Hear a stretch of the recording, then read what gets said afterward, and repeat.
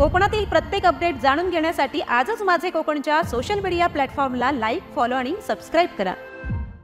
वेंगुर्ले तालुक्यातील मठ ते कुडाळ या सार्वजनिक बांधकाम विभागाच्या मार्गावरती विद्युत वितरण कंपनीच्या ठेकेदाराने कोणतीही परवानगी न घेता भूमिगत विद्युत वाहिनीसाठी जेसीबीच्या सहाय्याने 31 मे ते 3 जुलै या कालावधीत या मार्गावरील साईड पट्टीवरती खोदकाम केलंय।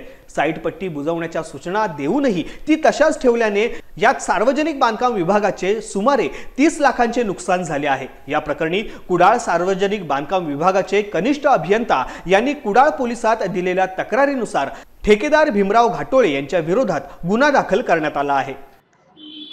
काल कुडाळ मठ या महामार्गालगत एनआरएमपी प्रोजेक्ट अंतर्गत भूमिगत विद्युत वाहिन्या टाकण्याचं काम चालू होतं। ते काम चालू असताना पीडब्ल्यूडीच्या व पोलीस अधिकाऱ्यांनी आणि पीडब्ल्यूडीच्या जेईनी मिस्टर बामणे यांनी प्रत्यक्षरित्या येऊन सदर कामाचा पंचनामा करून 2 जेसीबी व मशीन ड्रम उचलण्याचे मशीन पोलीस स्टेशनला हजर केलेले आहे। ते हजर केल्यानंतर दिनांक आज त्या सर्व मशिनरीची कागदपत्रे ची पूर्तता करून ते जाधव मॅडम यांनी अतिशय चांगल्या प्रकारचं सहकार्य करून ती वाहनं पाठीमागे पाठवलेली आहे। भूमिगत विद्युत वाहिनीचं काम जे चालू होतं ते अचानकपणे थांबवलं।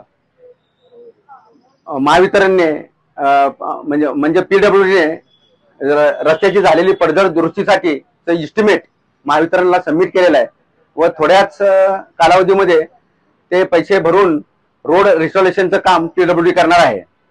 असे असताना सुद्धा पीडब्ल्यूडीच्या अधिकाऱ्याने वैयक्तिक स्वार्थापोटी ते काम थांबवलं व माझं वाहनांचं व माझ्या लेबरांचं फार मोठ्या प्रमाणात आर्थिक नुकसान केलेलं आहे। ही योजना भूमिगत विद्युत वाहिन्या टाकण्याची हे जनतेला 24 तास विद्युत पुरवठा मिळावा ही कल्याणकारी योजना असताना सुद्धा पीडब्ल्यूडी आपल्या वैयक्तिक पीडब्ल्यूडीचे अधिकारी आपल्या वैयक्तिक स्वार्थासाठी सतत काम आणत आहेत।